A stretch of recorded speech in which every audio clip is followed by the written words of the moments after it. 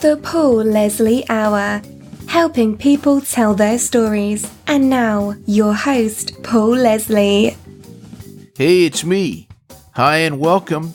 You had a lot of choices and you chose the Paul Leslie Hour, so thank you very much for tuning in. The last few episodes of the podcast have been interviews that broadcast on the radio 10 years ago.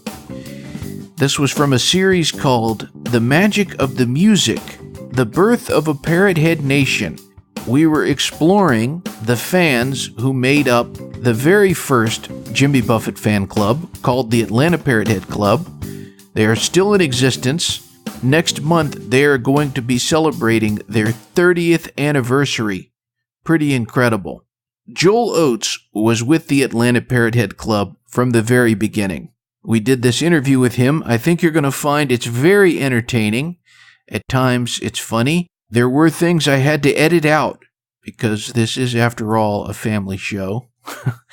Anyhow, Joel Oates makes for entertaining listening. He talks about not only the formation of the Atlanta Parrot Head Club, but also his experiences as road manager and you name it.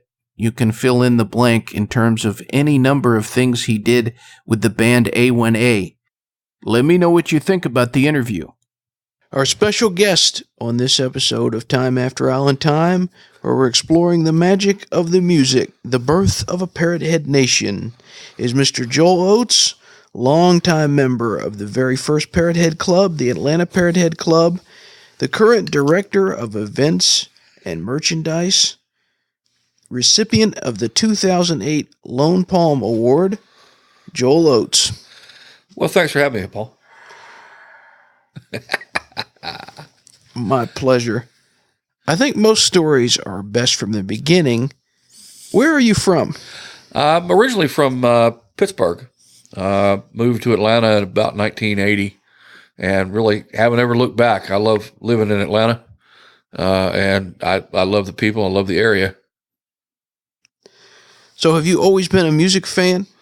I've been a music fan all my life. I've always been collecting albums, cassettes, CDs when they came out. I was the guy that did all of the mixtapes when I was in school and always had music playing. Although my music tastes have changed, I started when I was living back in Pittsburgh. I was the heavy metal guy. I was listening to Black Sabbath and the old long hair bands. And I didn't really get into Jimmy Buffett until I moved down to Atlanta and made some friends down there who were into it. What is it about Jimmy Buffett's music that you liked? Well, I've always liked the beach. I've always liked the ocean. I've always felt comfortable, out around in the islands. And when I got moved down to Atlanta, I spent some time with some folks down in Columbus, Georgia. Spent a long weekend over 4th of July, and all we did was listen to Jimmy Buffett. And I had never heard Buffett before. And I really got into it. I knew about it, but again, never really got into it. But that time and, just the music brought back the visions of the islands and whatnot. It just really turned me on. And I started getting into Buffett a lot more.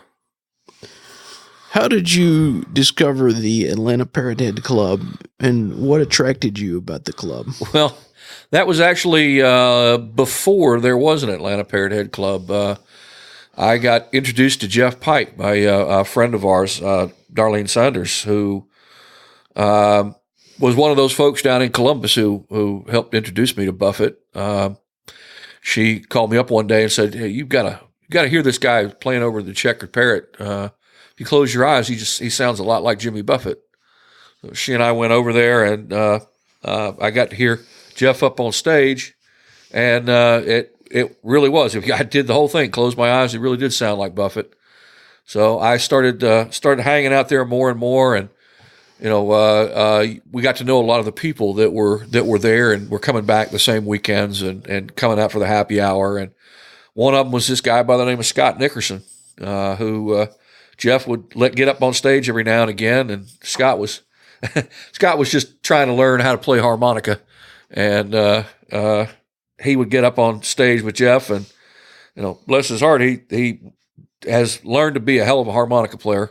But back then, we never really knew what note was going to come out of his harmonica when he blew into it. We had a pet name for him, Satan's Mouthpiece. But through all of that, and through Scott then founding the club, I've been in it since the beginning.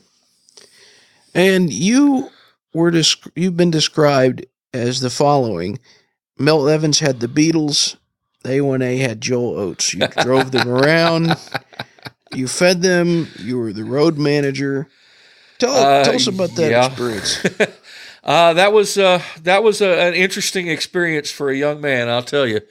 I did all that. I was the road manager. I was the bartender. I was the morning hangover relief, the ATM, the bail bondsman. Jeff even wrote a rather embarrassing 2-page note on the cover notes for A1A's first CD about me.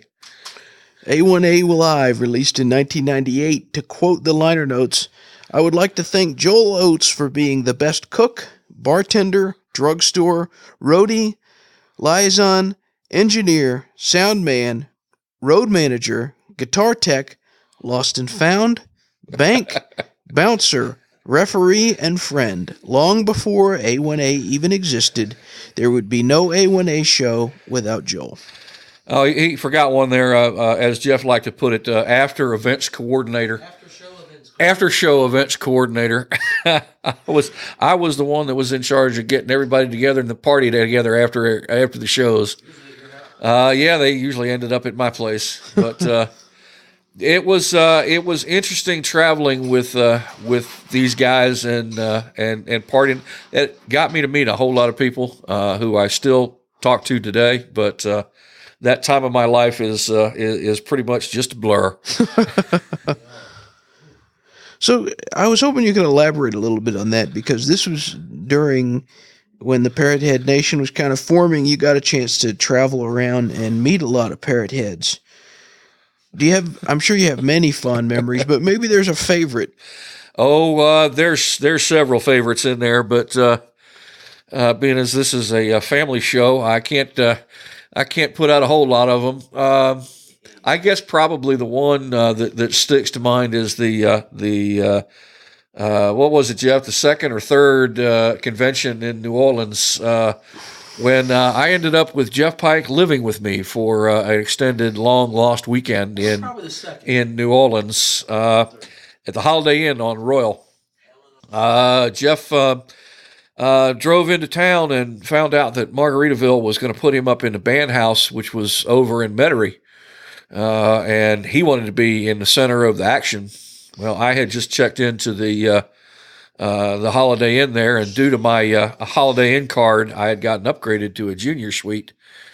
And Jeff bopped on into my junior suite and sat down and proclaimed, "Well, maybe I'll just stay here for the weekend." And just kind of went downhill from there. If you want. You, Paul, have dealt with the older and more mature Jeff Pike, and this was the younger, less mature, more hedonistic Jeff Pike that I had to deal with for a long weekend, who ended up doing things like inviting the girl that I had just broken up with to stay with us for a few days because she didn't have a hotel room. At which time I had to go get her out of jail in the Vaucar police station because she got up into some cop's face down in the French Quarter. It was always an event there with Jeffy. Wasn't there also a cheesecake that was destroyed beyond recognition? Oh yes, that was also part of the whole thing. The one of the young ladies who actually came to visit us did cake decorating, and the weekend over.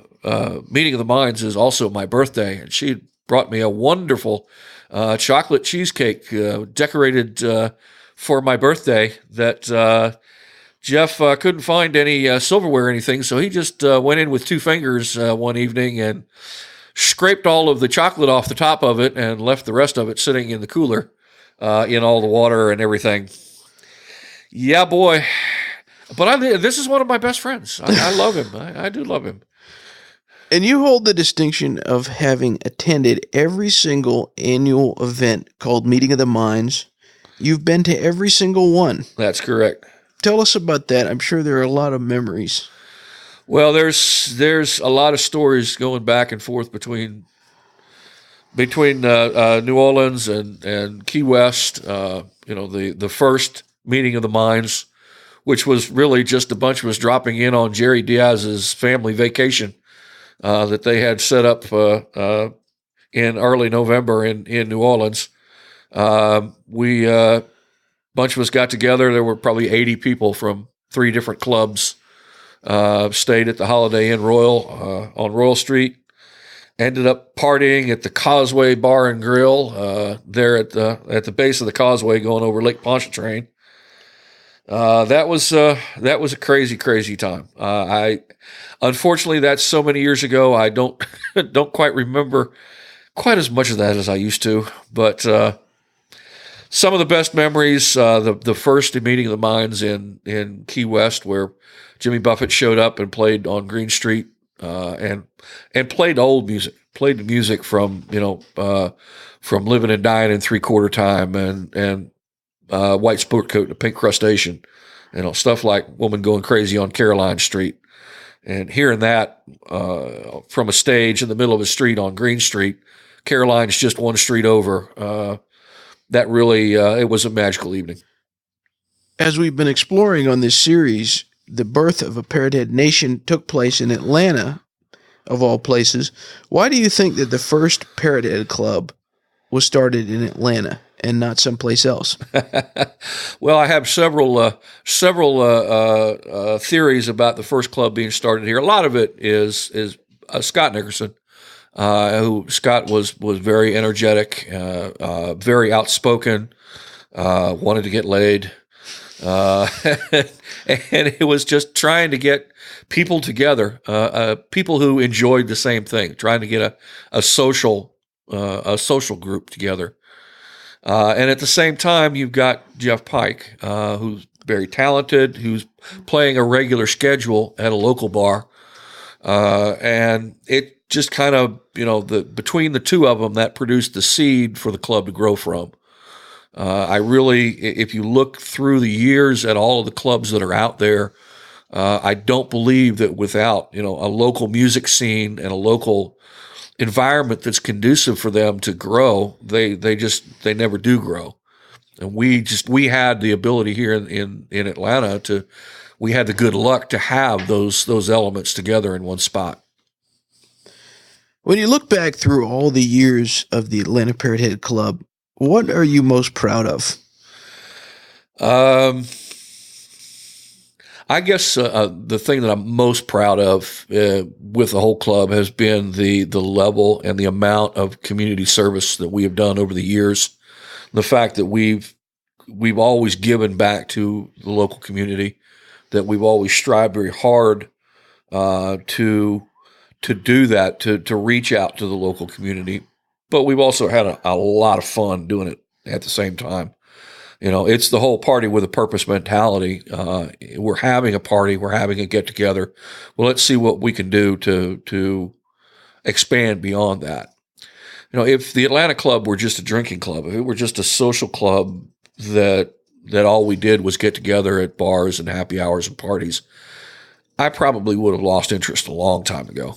I don't think it would have held my interest the way that it has, but given the community service and given everything else, it's really brought us together as a family, and it really has brought everybody together, and it's made me very proud to look back at the stuff that we've accomplished over the last 20 years. Well, speaking of the last 20 years, on April the 4th, there's going to be a celebration where all of this history is going to come alive. And it's going to be at Wild Bill's in Duluth, Georgia, which is in the metro Atlanta area. Tell us about that event, that celebration on April the 4th. Oh, we're gonna have a major party here in Atlanta. This is one we've never really done a flocking like this here in Atlanta before. we're going to have 10 hours worth of music, 4 different bands, starting with Jim Asbell and the Tropaholics. Jim is a local favorite and a favorite of the Atlanta Club and the Lake Lanier Club. Has played at Meeting of the Minds. He's played upon the Atlanta Parrot Head Cruise. Next up would be the original A1A show, and this is one you have to have a VIP ticket to get in to see. The original show, Scott Nickerson and Jeff Pike. This is taking the club all the way back to those days at Aunt Charlie's, at Checkered Parrot, at Puffer Bellies, and all those other places that Jeff and I want to forget. But this is reminiscent of all those original shows that really brought the club together. Then at 7 o'clock, we're going to move out to the main stage and invite the public to join us. And we'll have Howard Livingston and the Mile Marker 24 band out of Key West. It's the Mile Marker 24 band because Howard's house is down there at Mile Marker 24. They live right down there in the Keys.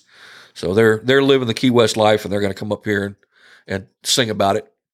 And then we'll have the original, we'll have the whole A1A show, the band, the dancing girls, the pirates, every Elvis. Watch for Elvis sightings during the show. We're doing the whole thing with a very special guest star, Ms. Nadir Shakur, a very talented lady from the Coral Reefer Band.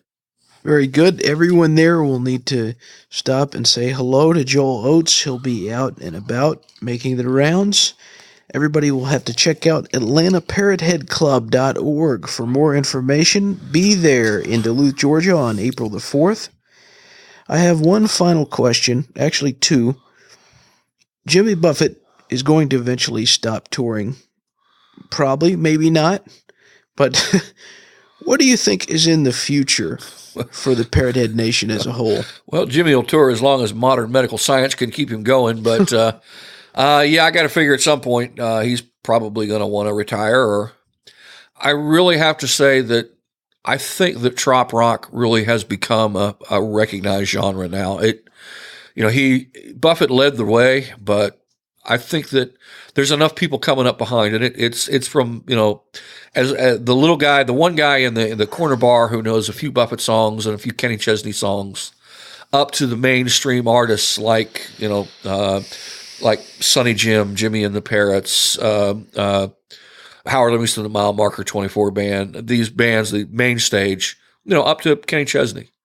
All of these artists they're now in that genre. They're now playing that same genre.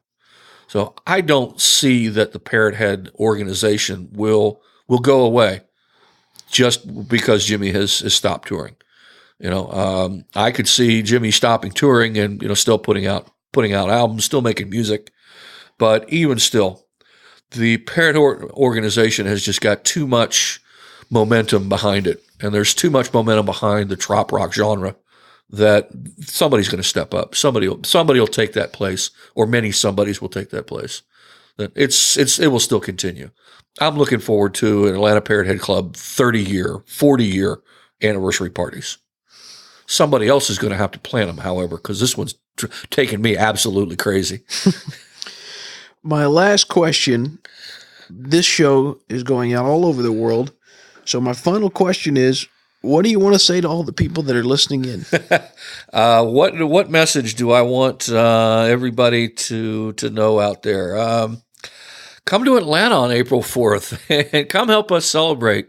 Come help us celebrate 20 years of Parrot Head madness and celebrate all the times that we've had, all the community service that we've done, the 20 years of just the whole Parrot Head Nation. It's going to be a heck of a party. We'd love to see you there. All right. Thank you very much to our special guest, Joel Oates. It was a great pleasure to interview you. Thank you very much. Thanks for having me. Everyone out there, check out AtlantaParrotHeadClub.org. Boo-bop-a-ree, boo-bop-a-shy, a-kee-na-pa-tee-la-la, ka-see-ka-ba-boo, to-get-gon. Con dig it, but a good leggy. Ah, yeah, Nakashita boy, the suddenly walky jig along. Take on some camp top to leave a deeka party chichika. Goodbye.